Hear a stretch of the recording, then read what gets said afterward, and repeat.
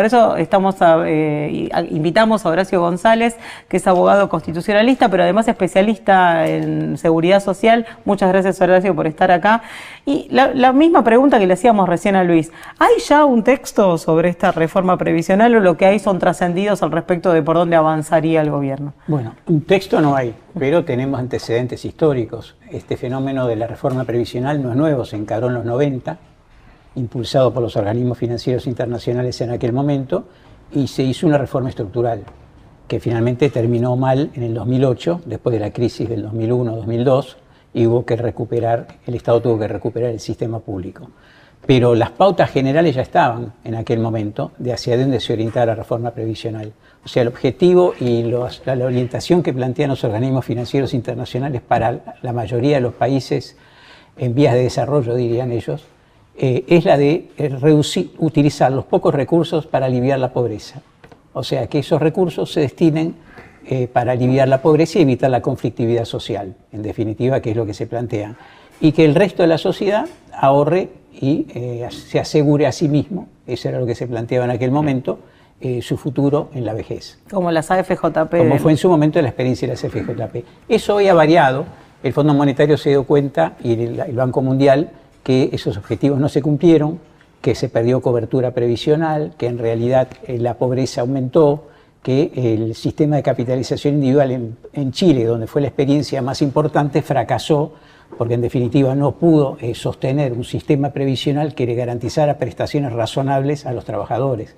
Por eso el Estado tuvo que intervenir desde principios del siglo XXI hasta la actualidad, generando lo que se llama una prestación pública para aquel que era la gran mayoría de los trabajadores que no accedían a una prestación de capitalización porque no tenían una densidad de aportes suficientes, no tenían un capital suficiente para tener una renta vitalicia. Entonces el Estado tuvo que hacerse cargo de una gran mayoría de los trabajadores para que tuvieran una prestación básica.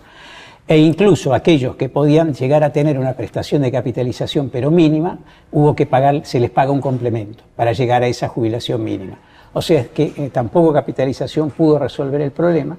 En definitiva, en todo el mundo, incluso la propia OIT ha hecho innumerables trabajos en los cuales remarca la crisis de la privatización de la propuesta de los 90 en todo el mundo, no solo en América Latina, sino en Europa Oriental, donde se impuso. Muchos de esos países retrotrajeron esas reformas y restablecieron sistemas públicos.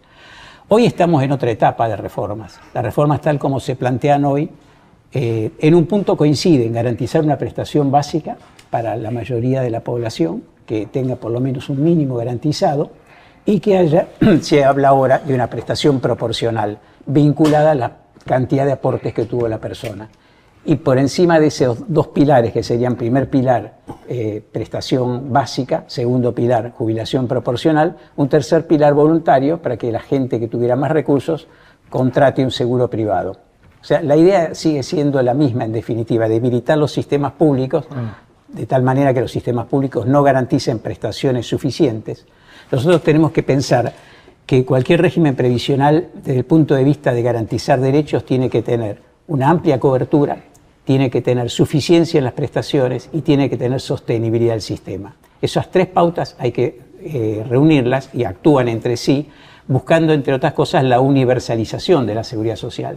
De ahí la importancia de vincular la seguridad social al trabajo. Este es un debate que hoy se da en el mundo, incluso en Europa y en algunos países de América Latina, donde se discute, por ejemplo, reemplazar la seguridad social por una renta básica universal. Pero es un debate que, desde mi punto de vista, no conviene desde el punto de vista de la lucha de los trabajadores. O sea, pensemos que hoy se está retrotrayendo la situación al siglo XVIII, siglo XIX, a las etapas de la Revolución Industrial, en donde los trabajadores no tenían derechos, en donde la huelga era ilegal. Y hoy estamos hablando de la ilegalidad de la huelga nuevamente y de limitar el derecho de protesta. Yo creo que todas estas cosas van juntas. No está pensada una reforma previsional o una reforma laboral escindida de la limitación del derecho a manifestar, del derecho a la libertad de protesta, del derecho, en definitiva, de huelga. Ustedes ven cómo se está planteando la cuestión. Nadie habla de los costos de la seguridad, hablan de los costos de mantener a los viejos o de los costos de un sistema previsional. Es un gasto, dicen, y hay que limitar el gasto en la mayor medida posible. Hay una ruptura, les diría a ustedes, con el bloque de constitucionalidad.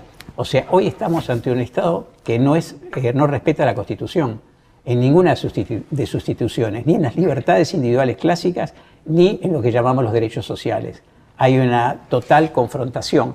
Y esto no es una creación del gobierno argentino, sino que en el mundo se está asistiendo a esto. Hay un embate muy fuerte del capital en contra del trabajo, claro, que es lo que planteaba Claudia anteriormente. Y esto lo vivimos en el campo de la previsión social.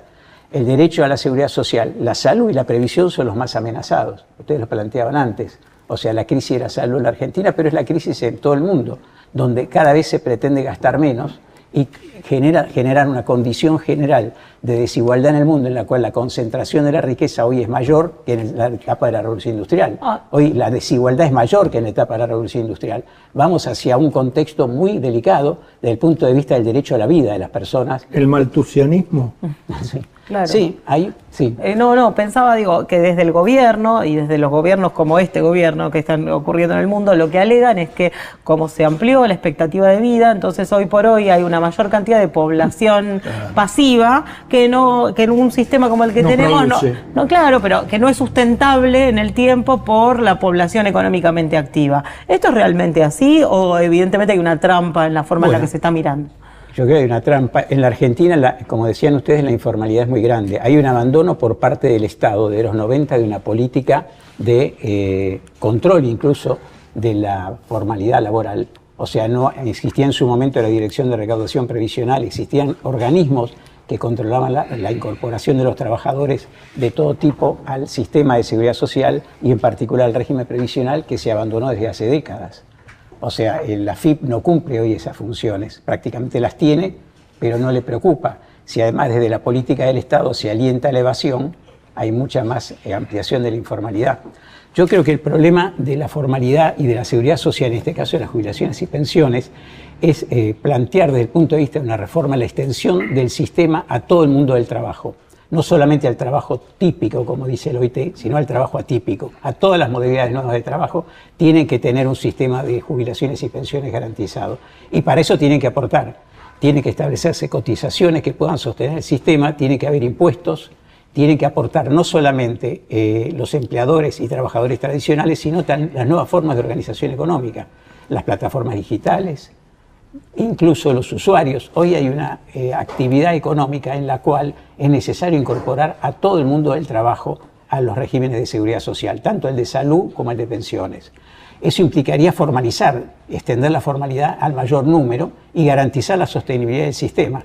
Si alentamos la informalidad, porque además esto responde a las políticas del sector del capital, que viene alentando la informalidad, como señalaba Claudia, la idea es que el trabajador pacte su convenio colectivo con el empresario en condiciones iguales. Entonces, a ver si te sigo, de aprobarse o de seguir con esta lógica de reforma laboral que plantea el gobierno, el sistema previsional es aún más insustentable de lo que es ahora. Lo van a transformar más insustentable, más informalidad laboral, con lo cual van a tratar de limitar al máximo las prestaciones. Creo que acá hay que separar lo que son los derechos, como decían ustedes antes, adquiridos de los jubilados actuales, que tienen una jubilación que ha sido castigada tremendamente desde el 2018 hasta la actualidad. Hay una pérdida, no solamente por la movilidad jubilatoria con los sucesivos empalmes de leyes jubilatorias, la ley de Macri, la ley de Fernández, el DNU. El DNU de Milei lo que termina es consolidando el atraso. Claro. Porque incluso no respeta la inflación del semestre del 2024, sino que consolida el atraso que viene desde el 2018 al 2024. Hay una pérdida de más de un 70% en la movilidad jubilatoria, no solamente en los mínimos, sino también en las prestaciones que estaban por arriba del mínimo. O sea que los jubilados, la clase pasiva, para esta gente son una carga. Son una carga, sí, sí. ¿Cuáles fueron los resultados en la práctica que originó un sistema como ese? No, el resultado fue negativo. Los propios organismos financieros abandonaron ese objetivo de extender la capitalización individual obligatoria en gran parte de los países en vías de desarrollo. Y se revirtió ese proceso. Hay un debilitamiento en esto también, quiero señalar, de los organismos internacionales, como podría ser del OIT, que entre el año 1988 y el 2008 prácticamente no tuvo participación y delegó en el Banco Mundial y en el Fondo Monetario Internacional las políticas de seguridad social y en particular las de jubilaciones y pensiones. Recién en los últimos años, desde el 2008-2010 para acá, ha intentado ocupar nuevamente ese espacio. Hoy, por ejemplo, está debatiendo la posibilidad de un convenio para las relaciones laborales de las plataformas digitales, pero ni siquiera ha logrado dictar un convenio en materia de seguridad social desde el 88 a la fecha. El último fue el de empleo y protección del desempleo. O sea, marca de alguna manera una pérdida de presencia de los organismos financieros, de los organismos vinculados a los derechos, y una prevalencia o una preeminencia de los organismos vinculados al sector de las finanzas y a las políticas económicas que se impulsan desde esos organismos. Sí, la traducción mundial de lo que ocurre a nivel de los países. Exacto. Nosotros estamos viviendo esa etapa hoy en Argentina. El tema, me parece a mí, que nosotros tendríamos que dividir, anticiparnos en el planteo respecto de los jubilados y pensionados, señalar la situación que se está viviendo hoy. O sea, el mínimo jubilatorio, hay que elevar el mínimo jubilatorio, hay que restablecer de alguna manera las pautas de movilidad que fueron destruidas entre el 2018 a la fecha, mejorando de alguna manera el sistema jubilatorio para garantizar mínimamente el derecho a la vida de todos los que están jubilados. Tenemos que tener en cuenta que la cobertura es muy amplia, producto de las moratorias. Tenemos una cobertura de las mejores de América Latina. Deben estar entre el 90 y el 95% de los mayores de 65 años con una jubilación, que si bien es mínima, es una jubilación. Creo que eso hay que mejorarlo. No a través de moratorias, yo creo que hay que establecer una reforma previsional, pero planteando nosotros cuáles son los objetivos de esa reforma, que es garantizar el derecho a una vida digna de todas las personas mayores de 65 años. Eso no lo podemos abandonar. Eso tiene que ver con una visión también del mundo. O sea, hoy el mundo está pensado desde el punto de vista del capital en términos individuales. Nosotros tenemos que restablecer los valores de una sociedad en la cual todos somos responsables. Y hay de alguna manera una solidaridad entre las generaciones, entre los trabajadores activos y pasivos que tenemos que mantener. ¿Por qué yo insisto tanto en la vinculación con el empleo, con el trabajo de la seguridad social? Porque la seguridad social surgió de la lucha de los trabajadores, no fue una creación del Estado porque se le ocurrió un día al Estado beneficiar a los trabajadores. Fue producto de todas las luchas del siglo XIX que culminaron después en todo el siglo XX, extendiendo en el mundo un sistema de seguridad social. Creo que eso hay que defenderlo y creo que estamos atrasados porque los cambios vienen a una velocidad impresionante en estas últimas décadas, los cambios económicos, ¿no? Y el avance del capital. Y nosotros, desde el punto de vista de los trabajadores, tenemos que tener alternativas ya. Sin hacer futurología, ¿viste? Porque acá hace futurología y te sale todo al revés. ¿Cómo es tu pronóstico para lo que viene con lo que va a hacer esta gente con la reforma previsional?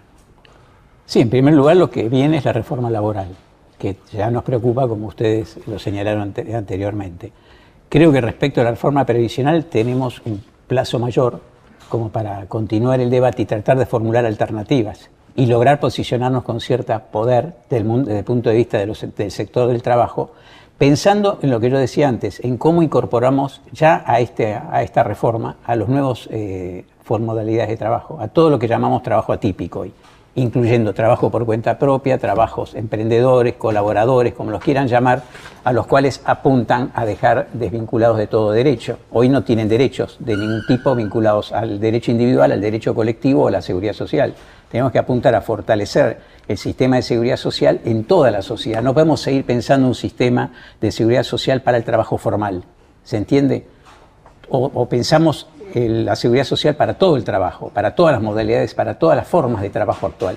Y tenemos que garantizarle a todas esas modalidades nuevas de trabajo el derecho a la vida, que esto es fundamental. Que hoy lo que está en juego también eso, porque nos quieren privar del derecho a la vida transformando a la persona en una mercancía y en un mundo de trabajo en la cual la persona está sometida a las necesidades del capital.